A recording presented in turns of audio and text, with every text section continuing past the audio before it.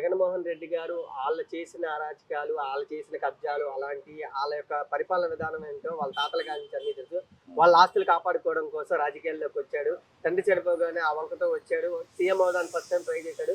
అప్పుడు 67 సీట్లతో ప్రతిపక్షంలో ఉన్నాడు.